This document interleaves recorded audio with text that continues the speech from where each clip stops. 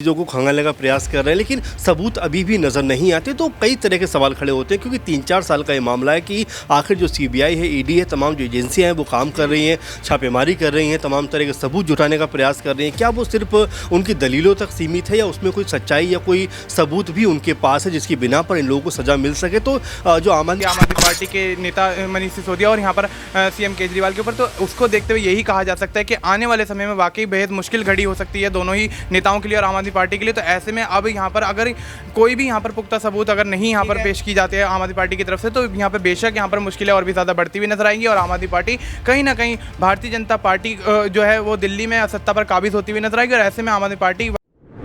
अरविंद केजरीवाल की तरफ से लगातार ये दावे किए जा रहे हैं कि उनका वजन कम हो रहा है, उनकी स्वास्थ्य स्थिति खराब है, और क्या सर्वोच्च न्यायालय या दिल्ली हाई कोर्ट को राहत यहाँ पर प्रदान करता हुआ नजर आएगा। विशेष तौर पर देखें तो हेल्थ इश्यूज पर देखिए, बिल्कुल कहीं ना कहीं स्वास्थ्य का जो मुद्दा दिनेश आप देखें वो लगातार अब मुद्दे से ज्यादा आप देखें कहीं ना कहीं चर्चा के मुद्दे से ज्यादा राजनीति का मुद्दा बनता जा रहा है, क्योंकि स्वास्थ्य एक बड़ा कारण बन सकता है अरविंद केजरीवाल की रिहाई को लेकर। और आप देखें अभी तक जिस हिसाब से ईडी के मामले में अरविंद केजरीवाल को सुप्रीम कोर्ट से अंतरिम जमानत मिल चुकी है, लेकिन सीबीआई का मामला अभी भी आप देखें कहीं ना कहीं बड़ा अड़ंगा बनता यहाँ पर नजर आ रहा है अरविंद केजरीवाल की रिहाई में। और मौजूदा जो स्थिति आप देखें दिल्ली में कहीं ना कहीं बन रखी है आम आदमी पार्टी की, अगर स्वास्थ्य के ही मुद्दे को लेकर अरविंद केजरीवाल की रिहाई होती है तो कहीं ना कहीं आम आदमी पार्टी की राजनीति जो इस समय बिगड़ रही है दिल्ली में, और विधानसभा चुनाव 2025 में होने वाले हैं, उसके लिए दोनों का ही, आप अरविंद केजरीवाल साथ में सिसोदिया का भी जिक्र करें, दोनों का ही बाहर आना जरूरी है। स्वास्थ्य का ही एक मुद्दा, एक अहम मुद्दा कहीं ना कहीं बनता नजर आएगा और यही एक बड़ा मुद्दा बनेगा कि अगर अरविंद केजरीवाल के स्वास्थ्य पर आतिशी मार लेने का साफ तौर पर कहना है कि उनका जो शुगर लेवल है वो डाउन जा रहा है। हाल ही में आप देखें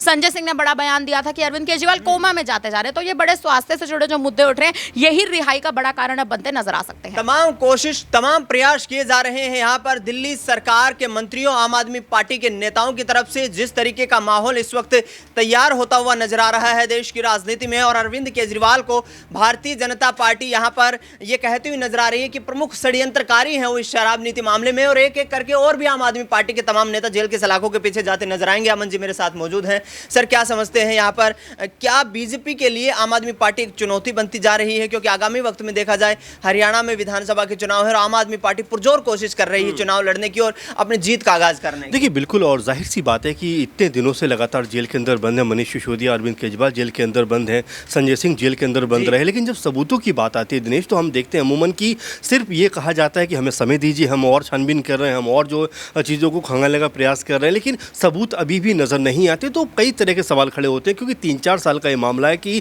आखिर जो सीबीआई है, ईडी है, तमाम जो एजेंसियां हैं वो काम कर रही हैं, छापेमारी कर रही हैं, तमाम तरह के सबूत जुटाने का प्रयास कर रही हैं। क्या वो सिर्फ उनकी दलीलों तक सीमित है या उसमें कोई सच्चाई या कोई सबूत भी उनके पास है जिसकी बिना पर इन लोगों को सज़ा मिल सके? तो जो आम आदमी पार्टी है वो यही बात कह रहे हैं, चाहे आतिशी हों या और तमाम नेता हों, कि भाई हमारी पार्टी को कमज़ोर करने के लिए अरविंद केजरीवाल के ऊपर लगातार दबाव बनाया जा रहा है कि वो इस्तीफ़ा दे दें अपने सीएम पद से। लगातार दिल्ली में सरकार 3 बार से बनी आम आदमी पार्टी की, वो सरकार से बेदखल होते हुए नजर आए। तो कई तरह के आरोप है, और वही बीजेपी के नेता अभी तक कोई सबूत ना होने के बावजूद भी ये बात कहते हुए नजर आते हैं कि भाई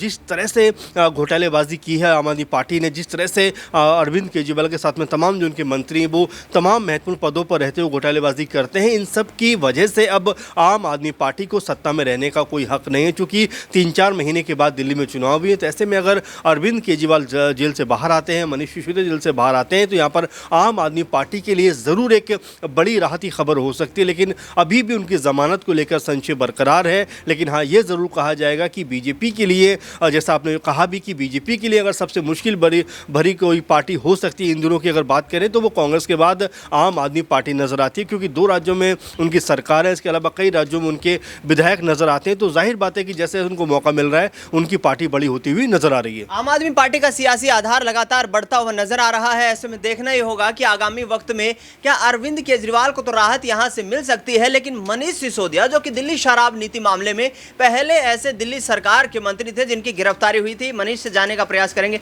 मनीष, क्या वाकई में ऐसा लगता है कि अरविंद केजरीवाल यदि रिहा हो जाते हैं तो फिर सिसोदिया की रिहाई को लेकर भी जांच एजेंसियों की जो जांच का दायरा है उस पर वो शंका के घेरे में आ जाएगा, और क्या वहां पर मजबूरन यहां पर न्यायपालिका को यहाँ मनीष सिसोदिया को भी कोई राहत देनी पड़ सकती है? जी बिल्कुल, जिस तरीके से देखा जा रहा है लंबे अरसे से मनीष सिसोदिया और अरविंद केजरीवाल जेल की सलाखों के पीछे हैं और मनीष सिसोदिया को तो यहाँ पर रिहाई मिलती हुई भी नहीं देखी जा रही। तो अब ऐसे में देखा जा रहा है दोनों ही मामलों में यहाँ पर ईडी सीबीआई जिस तरीके से तमाम सबूत पेश करने की कोशिश कर रही है और जिस तरीके से यहाँ पर कार्रवाई होती हुई नजर आ रही है, मामला टलता जा रहा है धीरे धीरे। और ऐसे में विधानसभा चुनाव का नज़दीक होना, दोनों ही नेताओं का बाहर होना बहुत ज़्यादा ज़रूरी है, क्योंकि आपने देखा लोकसभा चुनाव में किस तरीके से आम आदमी पार्टी पिछड़ती हुई नजर आई। हालांकि यहाँ पर आम आदमी पार्टी पूरी कोशिश करती हुई नजर आई, लेकिन उसके बावजूद भी यहाँ पर आम आदमी पार्टी यहाँ पर जीत हासिल नहीं कर सकी। तो ऐसे में विधानसभा चुनाव को लेकर भी संशय बना हुआ है कि आम आदमी पार्टी जिस तरीके से 2 बार विधानसभा का चुनाव जीती थी, तो क्या तीसरी बार भी विधानसभा का चुनाव जीतने में कारगर साबित होगी। तो अब ऐसे में जिस तरीके से अब आपने बताया कि मनीष सिसोदिया की जमानत को लेकर यहाँ पर कार्रवाई हो रही है और उसके बाद कहीं ना कहीं देखा जा रहा है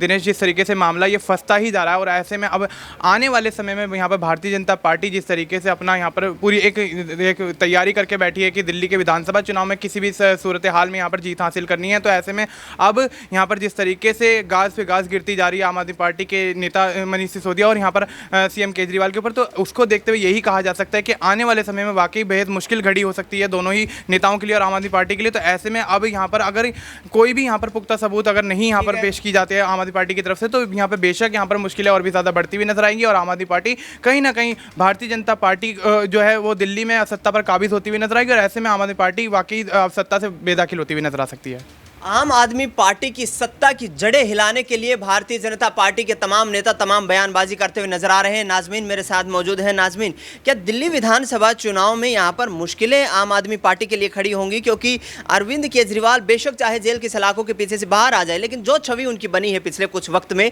भ्रष्टाचारी नेता होने की एक छवि बनाई गई है यहाँ पर, और क्या इसका डेंट लगता हुआ आम आदमी पार्टी को दिल्ली विधानसभा चुनाव में नजर आएगा? देखिए, कोशिश तो पूरी की जा रही है। आम आदमी पार्टी पर लगातार आरोप लगाए जा रहे हैं। शराब नीति 2021-2022 में पॉलिसी आई और उसके तहत देखा जाए तो लगातार भ्रष्टाचार का मुद्दा उठता हुआ नजर आया। मनी लॉन्ड्रिंग के तहत यहाँ पर देखा जाए तो कभी ईडी कभी सीबीआई यहाँ पर आती हैं और इसी के तहत आप ये देखिए कभी मनीष सिसोदिया इससे पहले गिरफ्तार हुए थे सबसे पहले, उसके बाद संजय सिंह इस नीति के जरिए गिरफ्तार होते हुए नजर आए। अब दिल्ली के मुख्यमंत्री अरविंद केजरीवाल खुद गिरफ्तार हैं। लेकिन चुनावों के परिणाम पर अगर हम नजर डालें तो विधानसभा चुनाव में आम आदमी पार्टी लगातार अपना बेहतर प्रदर्शन करती हुई नजर आई है। पिछले चुनावों के परिणाम पर अगर हम बात करें विधानसभा चुनाव के, तो कम से कम यहाँ पर 60 से 62 सीटें आम आदमी पार्टी ने जीती थी। भारतीय जनता पार्टी यहाँ पर 8 सीटों पर सिमट कर रह जाती है। तो भारतीय जनता पार्टी ने बेशक लोकसभा चुनाव में 7 की 7 सीटों पर अपनी जीत दर्ज कर ली, लेकिन विधानसभा चुनाव में वो कारगर साबित होती हुई नजर नहीं आई, जिसके बाद खुद आम आदमी पार्टी के तमाम नेताओं के जरिए ये बयान सामने आते हैं कि विधानसभा चुनाव जीतना अब उनके लिए बहुत ज़रूरी हो जाता है। इसलिए आम आदमी पार्टी पर यह भ्रष्टाचार के आरोप लगाए जा रहे हैं और जो यहाँ पर इस पूरी नीति में पहले व्यापारी थे, जो सहयोगी थे, अब वही यहाँ पर सरकारी गवाह बन जाते हैं और आम आदमी पार्टी के खिलाफ बयान देते हुए नजर आते। तो जहाँ तक है ये नीति जो घोटालों में तब्दील होती हुई नजर आई, वो कहीं ना कहीं आम आदमी पार्टी को विधानसभा चुनाव से पहले तो खतरों में डाल रही है। अब देखना होगा कि आगामी विधानसभा चुनाव क्या उनके लिए कारगर साबित होता है या फिर ये एक बड़ी मुश्किल आम आदमी पार्टी के लिए खड़ी कर देगा। सुप्रीम कोर्ट में स्पेशल बेंच ने इस पूरे मामले की सुनवाई करते वक्त ये पाया कि अरविंद केजरीवाल प्रथम दृष्टया इस पूरे शराब नीति कथित घोटाला मामले में यहाँ आरोपी नहीं है और इसी आधार पर उनको जमानत दे दी गई। लेकिन अब देखना ये होगा कि दिल्ली हाईकोर्ट से क्या अरविंद केजरीवाल को राहत मिल पाती है और क्या वाकई में आगामी वक्त में यहाँ पर अरविंद केजरीवाल जेल की सलाखों से पीछे से बाहर निकलते हुए नजर आएंगे। फिलहाल न्यूज़ रूम से इस खास कार्यक्रम में इतना ही। देश दुनिया की तमाम बड़ी खबरों के लिए आप देखते रहिए SPN 9 न्यूज़।